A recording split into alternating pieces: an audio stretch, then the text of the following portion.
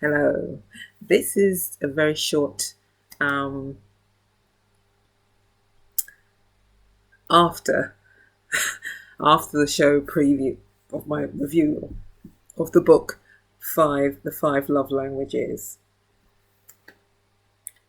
And I felt the need to really discuss this because this is something I really wanted to say, but it didn't seem appropriate because of the fact that the book was quite clearly what it's about and it's putting things in perspective. I am an example of somebody who's a Christian who's been married before and divorced. I got divorced before I became an active Christian. I was a Christian anyway, but I didn't dedicate my life entirely to Christ until after my divorce. And that was some time after my divorce. But since being divorced, I enjoy my own company, and I don't really see myself really ever getting married again, to be quite honest with you. And that's simply because I have so much I want to share with others and do as well. Um, my personal views about marriage are very positive. I mean, I think I commend anybody who's been married for a long time. You know, you stuck it out, and that's how it was meant to be. It shows the level of maturity. Those of you that are doing it and not in a toxic environment, in other words, not doing it toxically, whereby you're in a marriage but not really in a marriage, in a sense of you're fighting each other and not really gelling together. Those who you are celebrating your marriage and doing the five love languages, doing those steps and get regular counselling and dating and giving each other gifts and things like that. That's marvelous. I commend those people who are doing it quite healthily. But what I do want to say, on the other hand, people who are struggling, especially people at the 5 year stage, okay, because I know by the time you get to 5 years, you're kind of in a routine, and that is a testing time, because they call it the 7 year itch, don't they? And I think certainly definitely by if you get past 5 and 7, don't think you're home and sailing. You've got years left to go, and you've got to. The key to it is making it as exciting as you can every year. Make every year more exciting than the previous, and it's more of a challenge to do that because you're used to each other. You got to be creative, inventive. So it takes planning, just like everything else in your life. And I'm going to say that's the key to what I think to be a good marriage, is to plan ahead.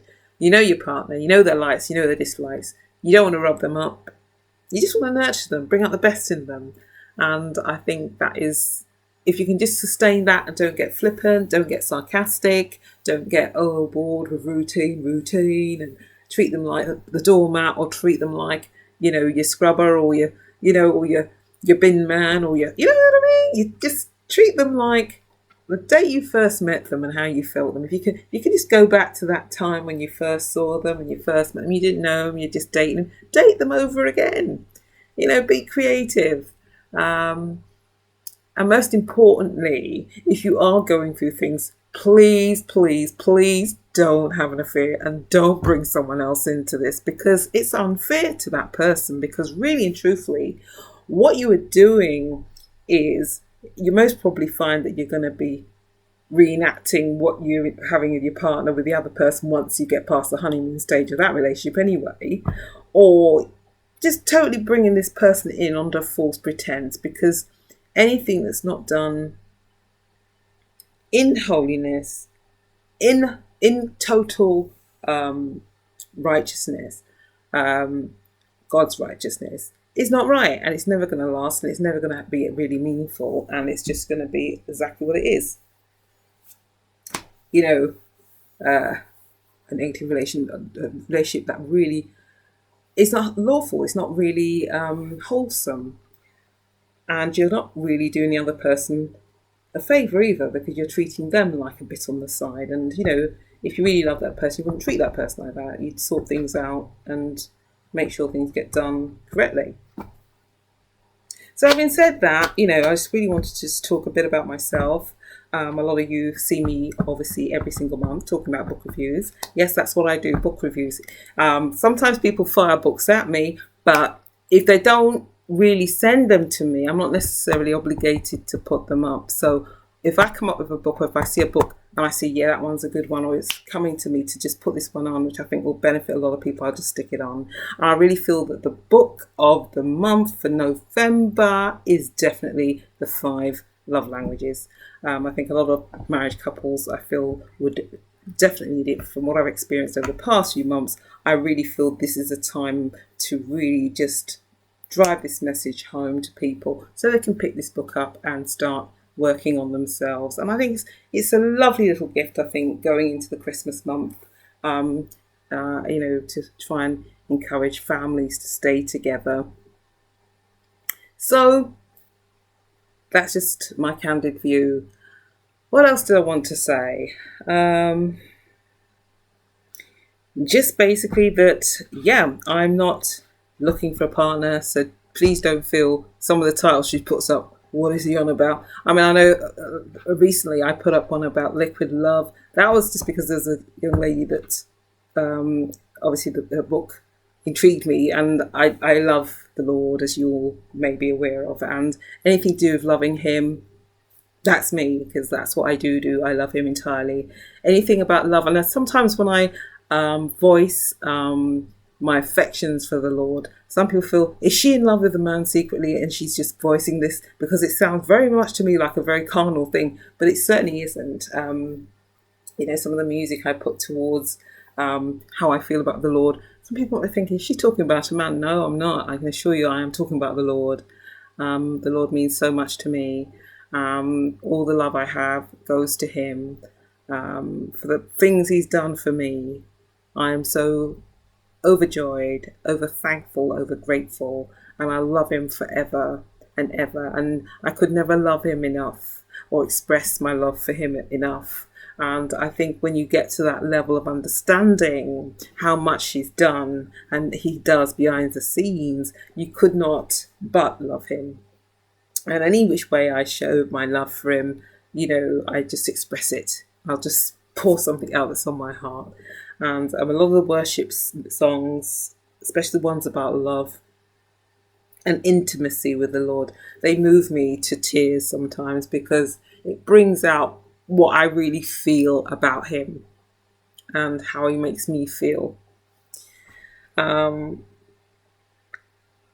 all I really want to say. So don't get any funny ideas thinking, oh, she's hinting at a man or something. All that sort of, because a lot of people, especially people who are carnal, who are not Christians or don't understand having an intimate relationship with God, they don't understand it is a love relationship. It's a fellowship. It is a heartfelt thing that unless you've really had that kind of level of intimacy, you'd never understand it. You'd think, that woman is in love with a man and she's saying this to impress a man or something. And I certainly am not. I can tell you that now. So I just wanted you to be aware of it, that I do get very emotional when I talk about the Lord. And my love language to him can hit some high levels. And it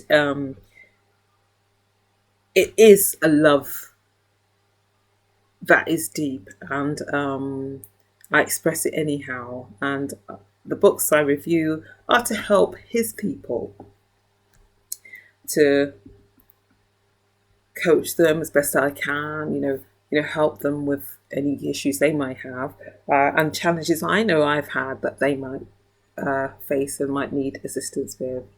So that's a bit about me, so you can know my style of why I do or say certain things, but I hope you do go and read this book and tell me what you think, because feedback is so, so important. It gets rather lonely up here when I'm sort of pouring out and sharing these books and people don't respond. I wonder if you're really listening and reading, because it's all important. A lot of you people most probably be turned off by the title as well, because you'll be thinking, oh, it's soppy, why do we need to know about that? It's not important. It don't relate to me, whatever. But come back another month, something else might appeal to you.